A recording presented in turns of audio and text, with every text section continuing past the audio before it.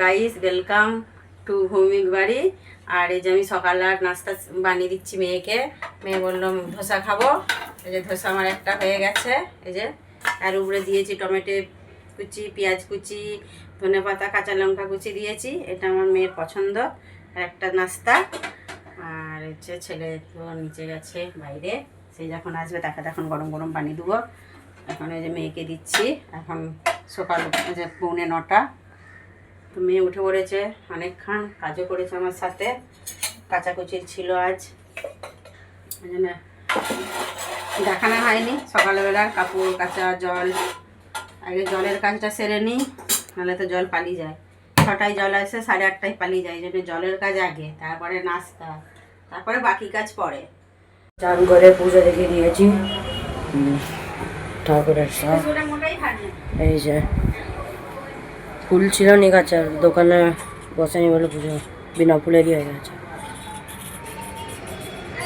দাদা নিচে গেছিলো মর্নিং ওয়াক করে, আবার নিচে গেছিলো কাজের জন্য। মায়ের যে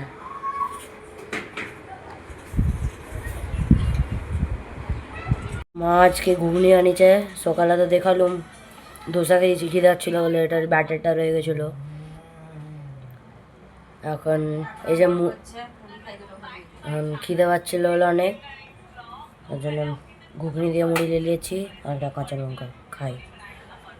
মা খাবেনি এখন, খেলে দাদা তো শুয়ে আছে। ঘুগনি বানিয়েছিল মাকে, পেঁয়াজ, শসা, কাঁচা লঙ্কা কেটে লেবু মেরে একবারে। মাকে ভালো লাগে আর দাদাকে ভালো লাগে, আমাকে ভালো লাগেনি। কেমন, ভালো লাগছে? তোকে কেমন লাগছে? তোমাকে কেমন লাগছে? কত ভালোবাসা মায়ের ছেলে।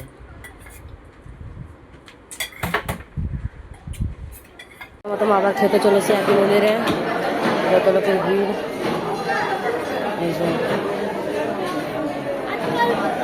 এই যে সাম্বার ভাত, ওদের মিষ্টি, আচার, একটা গিলা সবজি আর একটা শুকনো সবজি। আমি আর দাদা এসছি, দাদা চালু করে দিয়েছে খাওয়া। খেয়ে বল কেমন হয়েছে। বুঝতে পারিনি কি বলছে, মনে হয় ভালোই লেগেছে। খাই আমি আর চালু করে। মাও চলে এসছে,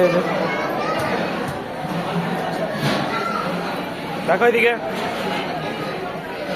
মন্দির থেকে খেয়ে এসে কাজ করছিলুম, কাজ করে এসে মা চা খেতে দিয়েছে। বোনকেও ডাকছিল চা খাবে বলে, বোন উঠেনি। চা খাওয়ার পর সেদিনে ফুচকা রয়ে গেল, এটার জন্য যে কলাই সিদ্ধ করে ফেলেছে, কলাই আলু। আর এই পিঠে করছে, মূলোর পিঠে, মূলর সরু পিঠা। আপনারা কখনো খেয়েছেন? খেয়ে যদি থাকেন কমেন্ট করে বাতাবেন কেমন খেতে। খাওয়ার পরে তার পরের দিনে কি হয়, সকালে সব গেছে বানাচ্ছি। কচিকে তো মনু কচি কবে থেকে খাড়ি আছে, খাড়ি চা খেয়ে নেয়। ও তো বলছে ঠিক আছে তাহলে আমি এইটাই খেয়ে নিই, একবারে রাত্রে একবারে খাবো, রাত্রের খাবার ডিনারে। তো সেই ছেলের কচির খাওয়া গেছে, আর শিবানী চা পানিপুরি খাচ্ছে। আমি বলি এখানে বসে থাকবো।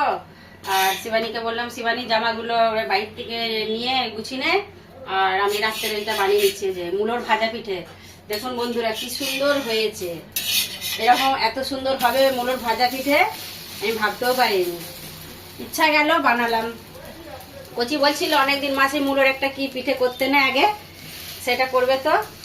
তো অনেকদিন পরে আবার করছি, ভালো লাগে। আপনাদেরও খাওয়াবো, আসুন। এই যে পানিপুরি খেতে বসে পড়েছি, আজকে একটু অন্য রকমের খাই, দেখি। সন্ধ্যাবেলা বাইরে যাবো বলে বেরিয়ে পড়েছি সবাই, দাদা, এই যে মা, আমিও বেরিয়ে পড়েছি। যাই, কোথায় যাবে দাদা নিয়ে। আমরা কোথায় আছি? আমরা কি ফাঁকের দিকে যাই, কি বলি, বোর্ডিং স্কুল হইতে তোর জন্য। চল দাদা, চলো দেখা হচ্ছে বোর্ডিং স্কুলে। দাদা ভাই গাড়ি নিয়ে চলে এসছে, দেখি আমাকে চালাতে দিবে নি রাতে মনে হয়, দেখি। যেমনকে বললাম দাদা নিয়ে মানে কোথাও যাবে বললো, এই যে জুয়েল চাও নবী মুম্বাইতে নিয়ে চলে এসছে, আর ও আগে চলে গেছে, আর আমি আর মা এখানে। কী হয়েছে কিছু বলবে? আমাদের তো পুরো হাঁটা হলেই তাহলে দেখা হবে, আর কি আছে, প্রচুর বড়। চলো এখানে রাতেবেলা হাঁটতেছি, কি সুন্দর ভিউ। তোমাকে দেখিয়েছি সকালবেলা একবার, এই যে মা হাঁটছে, দাদা আগে চলে গেছে, আর এটা কি সুন্দর ভিউ, মানে মন করে এখানেই থেকেছে। পুরো হাঁটা হয়ে গেছে, এবারে ঘরকে যায়নি, আমাকে আর মাকে দাদা ছাড় যাচ্ছে, ঘরের দিকে কেনাকাটা আছে, আর দাদা ঘরকে যাবে। চলো দেখা হচ্ছে। এই যে বাইরে গিয়েছিলাম, বাইরে দিকে চলে এসেছি, এবার খেতে বসে পড়েছি। সেই মা দুপুরবেলা পিঠে করছিল, ওই পিঠেগুলোই খেয়েছি। পিঠে খাওয়ার পর ওই সকাল আর ঘুগনি খাইনি, আমি খাইনি, আমি আর বোন খাইনি, ওটা রয়ে গেলো, ওটা দিয়ে রাত্রে এখন এই যে মুড়ি খাচ্ছি।